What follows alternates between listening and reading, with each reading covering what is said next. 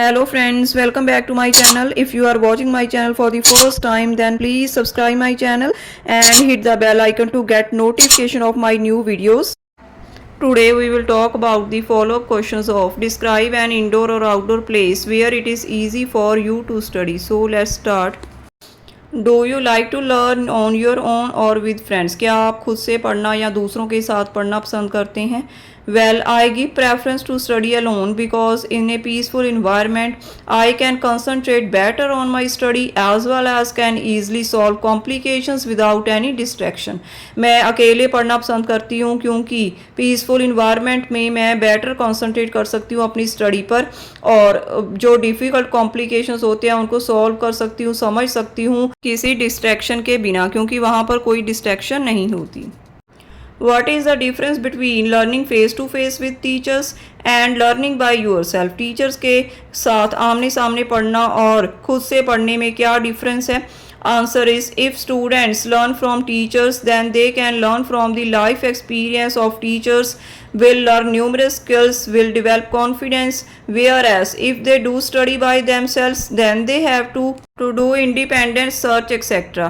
अगर student teachers से सीखते हैं तो वो उनके लाइफ एक्सपीरियंस से सीख सकते हैं, कई स्किल्स सीख सकते हैं, कॉन्फिडेंस डेवलप कर सकते हैं, पर अगर वो खुद से स्टडी करते हैं तो उनको खुद से सर्च करनी पड़ती है. Do you prefer to study at home or at other places? क्या आप घर पे पढ़ना पसंद करते हैं या किसी और प्लेसेस पे? Well, both are my priorities. At home I study in my room due to its tranquil environment. Sometimes I go to the public library of my city to study. दोनों ही मेरी प्रायोरिटीज़ हैं. घर पर मैं अपने room में study करती हूँ क्योंकि इसका इन्वायरमेंट बहुत ही पीसफुल है. कभी कभी मैं पब्लिक लाइब्रेरी हमारी सिटी की है जो वहाँ पर स्टडी करने जाती हूँ. What are the benefits of gaining work experience while studying? Studying के दौरान वर्क एक्सपीरियंस गेन करने के क्या फ़ायदे हैं?